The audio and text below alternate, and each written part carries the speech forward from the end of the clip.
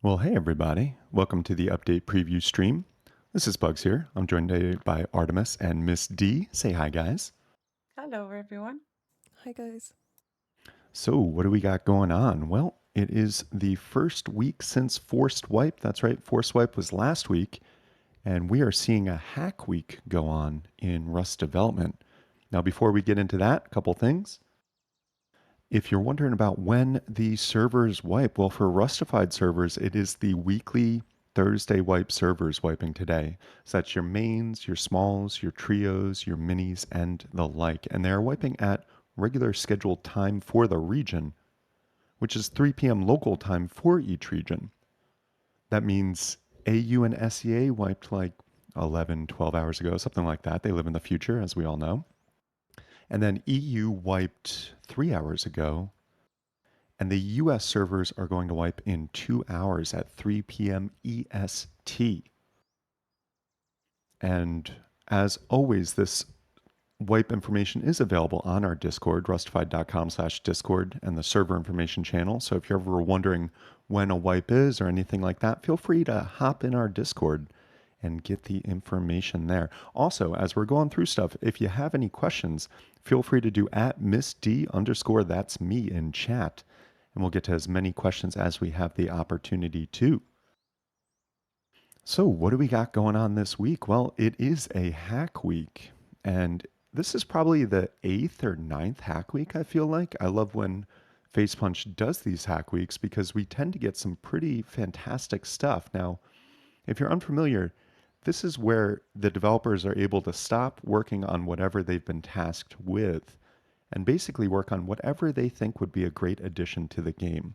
So it really gives the developers individually the ability to prioritize whatever additions they think would be great. And from it, we've seen some cool things in the past. Now, not all of these Hack Week projects make it in, so keep that in mind. But I do have a good feeling about some of these ones that are being worked on this week, and I think we're going to see them make it in. So, first and foremost, we have box sorting. And this is a cool feature that you've seen maybe on some modded servers before, and we've all been there in the base when, especially if you got a couple team members that are going out and gathering and coming back and just dropping stuff all over the place. Well, the boxes can get crazy out of sorts. And now with this new box sorting that hopefully will come in, it is a Hack Week project, so it might not make it, but this one I feel like it's going to be coming in. You will be able to sort in various different ways. So right now it's defaulted to alphabetically by short names, but it looks like some other modes are coming in as well. Now, in order to sort, what you need is to attach a storage adapter. And right now they're only working on large wood storage boxes. And in fact, they're not even on staging yet. This is a video from Jared, the developer who's working on these. But it does look like the functionality is coming along really nicely. You can see it's just been integrated into the kind of inventory UI, and you can go through and select the different sorting options and then hit the sorting button. And when it's triggered, the list is modified. It basically prevents manual rearranging while the sorting is active. And it looks like it is consolidating item stacks and also even providing an option, a category option, which basically reflects the F1 menu order of items in the game. And it even looks like there's going to be a kind of custom sorting mode that might be making its way in, where what it'll do is take how you've sorted that box currently and take a snapshot of how that's sorted and then try to continue sorting in the way that that snapshot is sorted, if that makes sense. So not only are you going to be just stuck with, like alphabetic sorting or categoric sorting, you can actually, it looks like maybe eventually make your own sorting methods and then have the box follow that sorting method going forward. So that's a pretty cool feature coming in. Once again, it's a Hack Week project, so we may not see it enter the game, but my intuition is telling me this is one that's going to make it in most likely.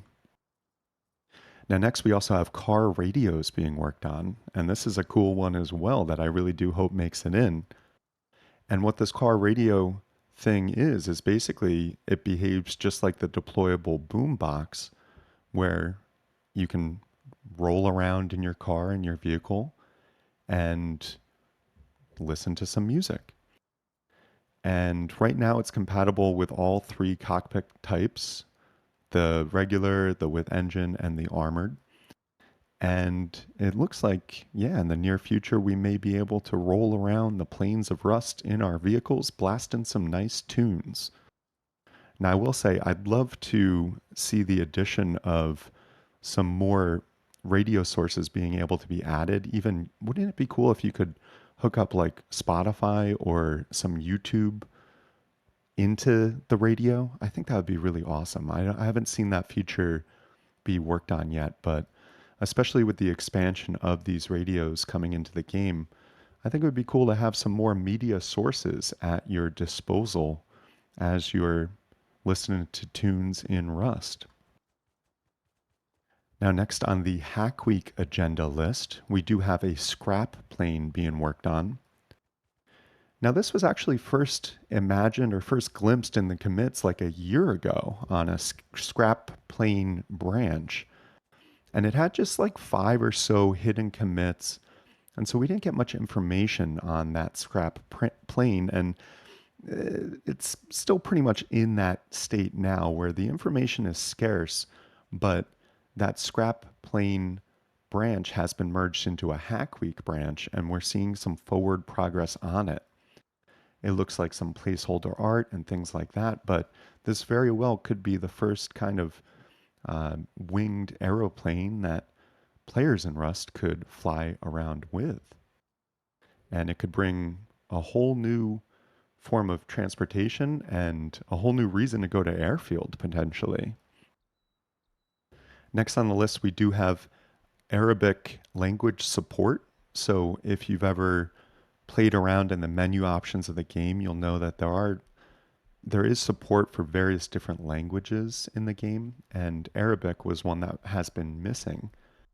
And thankfully, that is being added in. Now, I don't speak Arabic, so I can't speak to how accurate or well it's in, but it does look like it's been added in. And it also, I think, is one that is very likely to make it through the Hack Week muster and make it into the production version of the game. Also, we have a branch on Hack Week stuff called FP Rust Edit. And the thought behind this, I believe, is Rust Edit is kind of the tool that's used by custom map makers to create custom maps. And it's my understanding that the custom map space has been a little stalled recently in the past several months. And that is due to some issues with the current version of Rust Edit and the game. And I'll be honest, I don't know the full details. I've just gotten some hearsay here and there from custom map makers and stuff. But we did, if you'll notice, stop running custom maps several months ago on what were our ZenLab servers. We did rebrand those to Mini just the other week because we switched to small procedural generated maps on that server. And one of the reasons we did so was because the custom maps that we were working with were very unreliable and unstable, and it caused a lot of requirement for manual interactions from our systems team to fix things. And it was just really hard to run a stable custom map. And I think a big piece of that was due to just the overall macro state of custom maps in the game. So to see this FP Rust Edit Hack Week project come about is pretty exciting to me because I think custom map making has huge potential in this space and for the longevity of the game. And so to see the tools be developed, allowing the community to further create and more stably create custom maps, I think that's really exciting. And so a lot of details are unclear, but it is cool to see this being worked on. And maybe in the near future, we'll see a new version of Rust Edit come out that really empowers the community to create a whole new realm of custom maps in the game. Now, we're also seeing a Hack Week project called Derp Clean. And this took me a minute, but based on the commits, what I think this is just overall code cleanup and just fixing a bunch of various issues in the game that might not be so player like focused or player oriented and things like that. But as you have a code base that's been developed by any number of developers over the course of a decade, there is going to be great opportunity for cleaning up the code. And as that code gets cleaned up, it can improve the game's stability and overall optimization. And I think both those things are something that we're always looking for more of in this space. And so it's cool to see a Hack Week project just focused on going through the old code. It's I got to imagine as a coder, this is not going to be the most exciting thing, just sifting through other people's old code and looking for opportunities to clean it up. But man, is it appreciated because this really could help improve optimization and stability in the game going forward. So that is another Hack Week project going on this week. Now, also in commits, and this is outside of the realm of Hack Week, we have these world update branches that are showing up. And what this is it looks like, based on commits, an amalgamation of various different projects that were focused on improvements or additions to the landscape of Rust to procedural map generation. And it looks like they're all kind of coming together in these world update branches. So this includes the cliff rework branch, which was enhancing the game's cliff structures around the various different topology points or whatever, the various different mountains and things like that, and seeing some just overall improvements to how those cliffs are laid out. So that's been merged in there. We also have the dive sites branch, which is being merged in there. And that is a more recent addition, a more recent branch that we don't have any visuals on, but it does look like it's going to be some more loot opportunities underwater in these various dive sites around the perimeter of the island of Rust. And on top of that, it looks like some legacy wood piles are going to be merged in there too. Not necessarily as impactful, but could be a little nostalgia boost. And there's also an ocean wreck buoy, which could bring more just interesting areas once again to the ocean and underwater and things like that. And it does look like as well, potentially, this could include the Radtown Redux Monument as well. So, what we may see in the next month or so is some really significant changes, additions, and improvements to various things around the landscape of Rust. Because, yeah, having these all come together on one branch kind of could indicate that they're all getting ready to go live. And so maybe for September or October, we'll see this world update kind of update. I don't know, but the patch for that month could be just the world update patch. And we could see the addition of a bunch of new cool things around. Next on the list, it looks like a digital clock is being worked on. And this will display the server time in an hour and minute digital clock format. I'm picturing one of those old school like alarm clocks in my head, if I'm being honest. No visuals yet, but you can definitely picture one of those old school alarm clocks. And in fact, it does have a functional alarm system in this digital clock. So players using this new UI related to the alarm clock will be able to set different alarms for in-game things and just also in their base see what in-game time it is and all that stuff. So that would be a cool addition. Now, this isn't a Hack Week project, so I think there is a high likelihood that we will see this digital clock come in at some point in the near future. And yeah, if not September, maybe October update. Now, also, there is a new round of Twitch drops going live today. This is the home brewed Twitch campaign. It is the round 32 of Twitch drops for Rust. And it's going to be live actually for 10 days, starting in just 45 minutes roughly. And with it, we've got some generic drops for various different streamers like Alpha, T Guy Tom, E Tone, Alone in Tokyo, and Falcon Rust.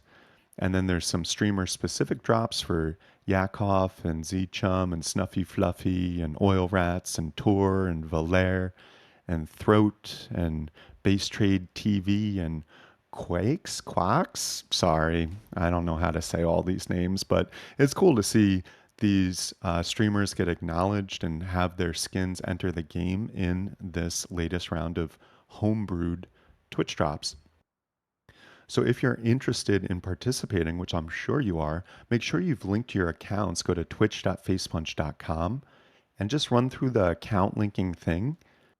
And then just over the next 10 days, starting in, again, 44 minutes from now, basically just watch either anyone playing Rust, streaming Rust to get the generic drops, and then stay tuned for when those streamer specific drops, when those streamers are live, and watch that streamer to get access to that streamer specific drop. Also, just merged in earlier today, it looks like there is this new building error UI system coming in. And what this is basically taking a lot of these errors that were showing up in the in game chat section, which, let's be honest, isn't always the most visible and easy to read thing. And it doesn't necessarily bring your eye down there because it's almost like your eyes are trained not to look at in-game chat a lot of times because a lot of times it's just a bunch of garbage going on down there. But now they've been added into this new kind of toast notification, so to speak, system. And with that, there's a bunch of different just notifications to say not only why you can't build, is it due to insufficient resources, or is your build being blocked by something? But yeah, it just gives you a lot more information and a lot more easily noticeable to the eye about why maybe you can't build. And this includes a bunch of different notifications for like when you're building too close to a monument or too close to something else, or it's not in the terrain or too close to the road, things like that. So, especially for newer players in the game, this will be really helpful because it's just going to not only provide a more obvious, visual effect instead of it just showing up like can't be placed in the in-game chat, but it is also giving more clear notifications as to why this item can't be placed and things like that. So that's the new building error UI. And again, this just got merged into staging earlier today. So I think this is something we'll see go live with the next update in September. Now, there's also a new accessibility options menu that's in the works and just got tweeted about earlier today. And this is basically going to help people who are colorblind because what it's going to do is in the options menu, add these various options for actually changing the color of different things in the game. This includes like the tree marker color for the tree hitting minigame, the health bar color, the hunger bar color, the team name color and enemy name color, clan name, and monument blocked color. So, all these things basically, if you do suffer from some form of color blindness, you can actually tweak these colors to make it just more visible to you. And so it's not such a struggle to figure out and see, certain elements of the game. So that's a great new addition being worked on as well. Also, in the realm of other stuff, we have looks like potentially a voice chat CCTV project underway. So that reminds me of like I have security cameras, and through the app, I can actually speak through the security camera and talk to people, and then also hear people through that. And it seems like maybe that is what they're working on with this project. So in Rust, when you have a CCTV camera, perhaps in the future, when you're, say, like at a computer terminal or whatever, you'll actually be able to voice chat through the camera to people, which would be a cool addition to the game. There's also more work being done on the Jungle Ruins Monument. And now this is a rather kind of newer monument in the works. And it looks like it may even be part of kind of a new area or biome of the map of, like, say, a jungle area. And along with this, we've seen some work on some new animals, including crocodiles and snakes. And so at some point in the, I won't say near future, but at some point in the future, we'll have this new monument come in and perhaps even a new biome in the realm of a jungle biome. There's also work started on the beginnings of a new menu redesign where they're working on more of a horizontal navigation. I'm thinking this is for the main menu, the main escape menu in the game. And so perhaps we'll see all the options show up in more like tabs on the top going across the horizon of the screen as opposed to going down on the left hand side. And along with that, we are seeing some improvements to the game DLC page and the UI related to the in game store and specifically the DLCs. So that's pretty cool. They're also exploring the idea of parenting bikes to the back of Scrappy. Now, what that means basically is that you could perhaps at some point in the future get bikes and maybe even motorbikes into the back of the Scrap helicopter. But do note with this commit, they did say use the language of they're exploring this to see if it's even feasible. So this isn't a 100% thing, but perhaps we'll be able to actually transport bikes around and move around the island in the future uh, utilizing the scrap helicopter. They're also doing some work on the Bear Ragdoll prefab stuff, so just improving the colliders and the joint angles of the Bear Ragdoll. Ragdoll being when the bear is dead and it's just the body of the bear around. They're also doing a bunch of work in the realm of animals on the wolf AI. And so with this, we've not only seen the first hints of a wolf howl enter the game, but we're seeing them really work on how wolves will behave in packs more uniformly, I would say, and also how they'll attack groups of people in that pack. So we could see a bunch of new dynamics coming in the near future with regards to how wolves behave and attack in groups. There's also various fixes for the patrol helicopter, and I don't know what details are with that, but there have been a lot of complaints recently about how the patrol helicopter behaves after the various updates that they gave to the behavior several months ago. And so I imagine they're just tweaking some things with, how it handles damage and how it moves around the map and how it flees and when it flees and things like that. So stay tuned for some more updates around that. But just know in the meantime, they are working on that patrol helicopter and its behavior.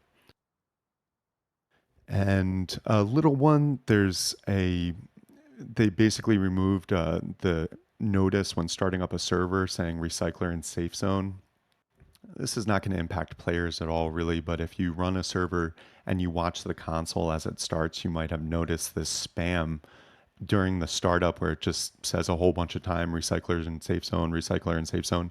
It's kind of unnecessary. And so subsequently, it's been removed, and that's nice. There's also some various fixes for the tin can alarm. This was the new kind of alarm system that was added just last week. And as is common with a new item being added in the game, a week or so, or even the month after the forced wipe and the update where it came in, it is very common to see some fixes and modifications to it. And that is what we are seeing in this case with the tin can alarm.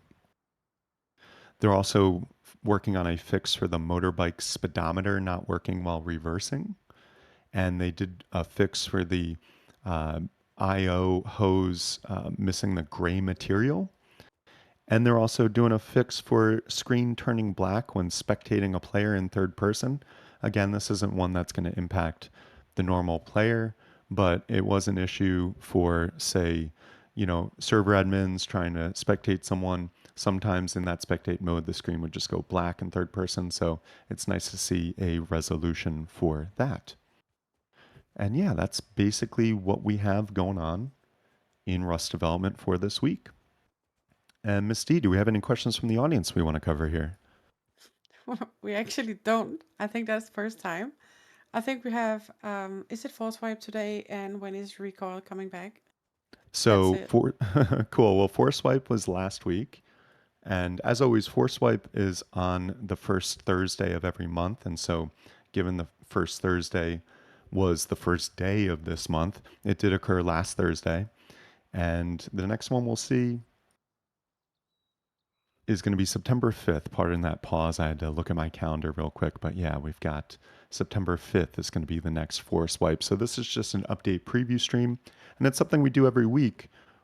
Same time, same place, 1 p.m. Eastern here on Twitch, where we just kind of go through what is going on in Rust development and give an opportunity to answer questions. And on to that second question, when is Old Recoil coming back? I don't think it is ever coming back. I think they're pretty set on the change of Recoil that they did. And if anything, what we're going to see, as we have seen over the various months previous, is maybe some tweaks here or there to individual weapons recoil and gunplay and things like that. But as far as a reverting completely back to the old system, I'd put the odds of that damn near close to zero. I just don't think they're going to be doing that. When are we getting a new weapon? Is there any hints? Well, there are two weapons being worked on at the moment, the Blunderbuster, and also the other one out there is the SKS rifle. Now, the Blunderbuster is going to be, from the looks of it, basically a low grade, high powered single shot shotgun of sorts. If you've ever seen the movie Looper, that's what I keep thinking of. I think in that movie they called it the blunderbuss, which is also kind of another word for it. There seems like they're interchangeable, but we've seen a good amount of work on that. And then also there was the SKS rifle, which originally was going to be a skin of the semi-auto rifle, and then it was going to also be part of an old hazmat DLC. But then Face Punch pulled that at the last minute the other month, and we haven't seen anything about that SKS rifle really since then. So I still do think it is coming in, but I think the odds are now that it most likely will be its own standalone rifle. And I don't know. And but also maybe it'll be part of a DLC. It's really up in the air right now. But as far as new weapons coming in, those are the top two that come to mind. And I think there is probably one or two other planned or potentially even in the works, but those are the ones that I believe are farthest along. Um, I don't think. Yo, I see one. Any new information on the proc gen changes for October? Well, basically, all that is apparently, or from the commits, it looks to be being incorporated into this world update branch. And now we've actually seen, I think, three world updates, like World Update 2, and World Update 3, these three different branches. But that is where we're seeing basically all these miscellaneous changes to procedural map generation and new monuments and things like that get added in. And so it looks like they're all getting merged in into one place. And then I imagine this is going to be something that we see launch on aux 2 branch. Maybe first unavailable for everyone to test, and then maybe for a couple weeks they'll open up aux 2 again for the public to test. And then eventually maybe we'll see these enter the game. Will it be for October? Hopefully. I think given we're seeing this now, I'd say September is less likely, but it does seem like there's a good chance we could see these come in October. Have they pulled the plug on modular weapons? I think that is sufficiently in concept limbo, in the bucket of concept limbo. It was definitely a concept that was being worked on, and then we haven't seen it prioritized in as far as seeing work on it on the commits. Now, it is always possible there are hidden commits, and so it's possible maybe it's being worked on in a hidden fashion, but my sense is more so that it's just in kind of concept limbo. And although maybe we'll see it at some point in the future in the game, I don't think it's going to be any time this year. Will Face Punch do more updates to improve PvP like the Safe Zone Recycler? I'm sure they will, and this is kind of a balancing act that they're always working on. And so I believe, yeah, that's something we will see, but I'm trying to think, and that's why I pause. I'm trying to think if there's anything that I'm seeing being worked on now that would fall into that category. I'm not coming up with anything. So I think, yeah, the future will hold some things like that, but I'm not aware of any specifics at this moment in time. Mm, is there any new anti-cheat detection? Unfortunately, the hacker situation is still a situation. It's still a problem. We have thankfully seen improvements over the past several weeks and month, and it does look like EAC is doing more band waves and maybe detecting people a bit quicker. And it also looks like FacePunch is doing some various updates and things that kind of stall or create more friction for hackers. And in fact, it does look like, based on the numbers, we are banning less hackers than we were at its peak, like around a month ago, maybe 6 weeks ago. Nevertheless, we're still banning hundreds of people a day from our servers for hacking. And so it is still a big issue in the game. Now, at Rustafied, we have brought on more people to the moderation team recently, and we're doing rolling onboarding to bring on more server moderators to help out. And we've also been working on our own in house anti cheat detection, which has certain triggers which do throw. And we're also working with a third party anti cheat solution, which is improving week by week as well. So we are doing everything we can to remove hackers from the servers as quickly as possible. And unfortunately, though, our tool set and our resources are limited in that ability. And really, when it comes down to it, the onus is on EAC to remove hackers from the game and FacePunch to empower them to do that. And it is great to see improvements to that. And again, we have seen improvements in the past several weeks towards that. And FacePunch has directly said they are prioritizing the hacker situation in a way they haven't before, and they're giving it more resources. And we have seen improvements since that announcement. Nevertheless, it's still a big issue with the game. And I'd assert the biggest issue with the game because although hacking is prevalent in all online games, it stings in a special way in this game because if you're working hours a day, days on end, to have all your progress removed by a hacker in a period of minutes, well, that's a big ouchie. That's a big problem. And so I look forward to seeing EAC and FacePunch continue to improve their anti cheat detection. I'd also love to see more work be done on giving more tools to administrators of servers to be able to catch hackers quicker. I don't know exactly what that would look like, but I'd totally be open to a conversation with FacePunch about what that could look like and explore possibilities there. But again, in the meantime, we're doing everything we can to remove hackers from our servers as quickly as possible, which includes hiring more people, developing our own in house anti cheat, and working with another third party anti cheat solution as well. And I look forward to the situation getting better. But as it stands now, it's still a big fucking problem. Yeah. Do you think we're gonna get a new building pieces like new roof pieces and flooring? I think it's possible, but also I'm not aware of any specific ones that are being worked on. And I did peek over into chat, and I do want to acknowledge it looks like Shadowfrax did confirm that SKS is going to be a skin. I think that's what was being said. So just to, help disseminate accurate information.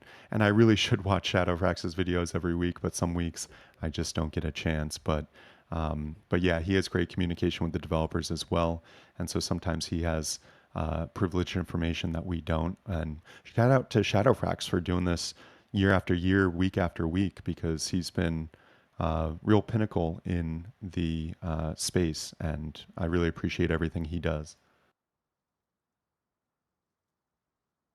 Um, when do Thursday servers wipe for Rustified? They wipe at 3 p.m. local time for each region. And so for the EU region, that was 3.5 hours ago, roughly. And for US, it's about in an hour and a half at 3 p.m. EST. And for AU and SEA, AU it's Sydney time, and SEA it's Singapore time. And again, if you join our Discord, rustified.com/Discord, there is a server information channel and a bot that will give you all the specific wipe times in your time zone, so you don't even have to really think about it. Yeah, I think that's it. We have really the other questions answered. Cool. Well, I'll do a quick recap and then we're going to wind this puppy down. But again, thank you all for tuning in.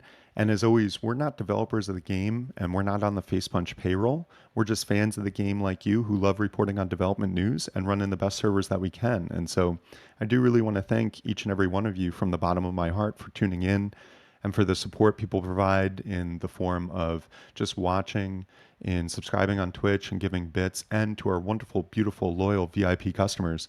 Thank you all so very much because yeah, we wouldn't be able to do this without you. And we've been doing this now for 10 years. And I never thought we'd, when I started, I never really thought we'd get to this point where we have almost 40 servers and thousands of people playing. And I really didn't think the game would last this long 10 years ago, if I'm being honest. I mean, this is kind of a unicorn to see a game going this strong, still being on the top of the Steam charts, over 10 years in. And I think such a big part of that, the biggest part of that potentially is the community. It's also the developers, of course, continuing to develop the game. And so I do want to shout out the whole team at Facepunch for tirelessly working on improving this game and giving new updates week after week, month after month, year after year. And yeah, it's really cool to see what this has turned into. And I'm excited to see where it will go in the future. But to give a little recap of what's going on in Rust development this week, if you're just tuning in, it is a hack week where the developers are able to work on whatever they want to work on. They put on pause what they were instructed to work on and can take on whatever project they want. And some of those projects we're seeing are box sorting, and so the ability to sort your inventory in boxes in various different fashions, like alphabetically and by category, and even by taking a snapshot of how you've sorted it and then trying to keep up that sorted method. There's also car radios being worked on, which is basically taking the deployable boombox functionality and putting it into the various cars so that you can listen to tunes while driving around. There's a scrap plane being worked on. They're adding Arabic language support to the game. There's also an FP Rust Edit branch, which is, I believe, improving the Rust Edit program, which enables custom map makers to create custom maps. And that's cool to see progress being worked on that. There's also a derp clean branch, which is basically looks like code cleanup of various different things. So that could be great for optimizing underlying code and enhancing stability and efficiency in the game. There's also outside of the Hack Week stuff, and by the way, the Hack Week stuff, not all of it will necessarily make it in. Some of those projects don't, but historically it has been the source of some really cool projects making their way in. But on top of the Hack Week stuff, there is also the World Update branch. And this is where they're actually merging in a bunch of different projects that have been in the works in the realm of procedural map generation and things you'll see around the map. And so we're seeing the Cliff rework branch get merged into that. We're seeing dive sites and the ocean wreck buoys. So more interesting stuff in the realm of water, underwater, and out at sea activities. A legacy woodpile get merged in, and I think also we are seeing the Radtown Redux, those that throwback to the legacy Radtowns monument, get worked into that world update branch as well. And so it looks like in the coming months we'll see a world update, if that makes sense, and a lot more changes entering the landscape of Rust. There's also a digital clock being worked on, which I'm kind of picturing one of those old school alarm clocks, with the hour, minute format.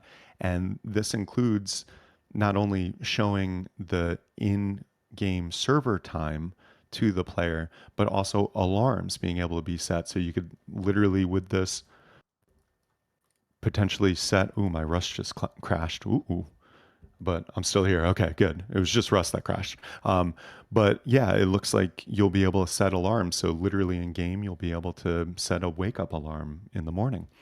There's also a bunch of other stuff being worked on. There is a new round of Twitch drops going live. It goes live in basically 20 minutes and we'll be live for 10 days. There's a bunch of streamers that are being represented here, and that's always cool to see. So check out twitch.facepunch.com. Make sure your accounts are linked and definitely participate over the next coming days through watching uh, just various Rust streamers and the streamer specific ones to get those streamer specific drops. There's also a new accessibility options menu coming in to help with those who are colorblind, giving different color options to be able to be changed. And there's the new building error UI that came in.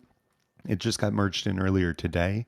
And this is where you can, in a new Toast UI alert, instead of just in the in game chat, see not only that the building was blocked, but also see why building was blocked. Is it because you're close to a monument, or there's a foundation there, or it's inside the terrain and things like that? So it's just basically a more holistic approach to seeing why building is blocked and what you need to do to resolve it. There's work being done on potentially a voice chat CCTV camera. So I'm thinking that's going to be where you can actually, sitting probably from a computer terminal, actually voice chat with people via the CCTV. There's more work on the Jungle Ruins Monument, which is not only going to be a new monument, but potentially a new kind of biome of sorts. And with that, it looks like crocodiles and snakes will be added as well. They're working on a menu redesign for horizontal navigation. They're doing some improvements to the DLC in game UI. And they're also exploring the ability to put bikes on scrap helicopters to see if that's feasible. They're doing some stuff with the wolf AI, including a new wolf howl and doing improvements to how wolves move in packs and attack groups of people in packs. So that could be pretty interesting. They're doing fixes to the patrol helicopter and the tin can alarm, and they fixed the motorbike speedometer not working in reverse. They fixed a gray hose missing material, and also a fix for the screen turning black when spectating a player in third person. And that is what we've got going on in Rust development this week. And again, we got several weeks until the next update on September 5th. And so, as always, we'll keep you up to date each week, same time, same place, Twitch at 1 p.m. Eastern. And also check out rustified.com for an article each week. And also, I've started putting those articles on Twitter or X using their article functionality. So you can check out stuff there. And also check us out on X throughout the week because I've really been working on when we see something interesting hit the commits, just making a quick tweet about it because, it's there's a lot going on the commits.facepunch.com page, and a lot of it just doesn't communicate or is insignificant. So my goal is to just give people the more interesting little tidbits about what's going on in Rust development throughout the week via our X account. And yeah, with that, I think we will wind this puppy down. Was there another question or two before we go? Nope, not really. All right. Well, then, yeah, we'll wind this puppy down here. A huge thank you, Artemis and Miss D, for being my co MCs as always. You're welcome as always. Yep, always welcome. And yeah, just again, a huge thank you to everyone for tuning in. And again, the Twitch drops are starting in about 15 minutes. So make sure you're all hooked up for that and everything like that. But thank you for tuning in. Thank you for the support, the bits, the subs, and our wonderful, beautiful, loyal VIP customers. Thank you for the support. And with that, we're going to wind this puppy down. We'll be back same time, same place next week to give you more development news. In the meantime, I hope you all have a wonderful week and a wonderful wipe. This is Bugs signing off.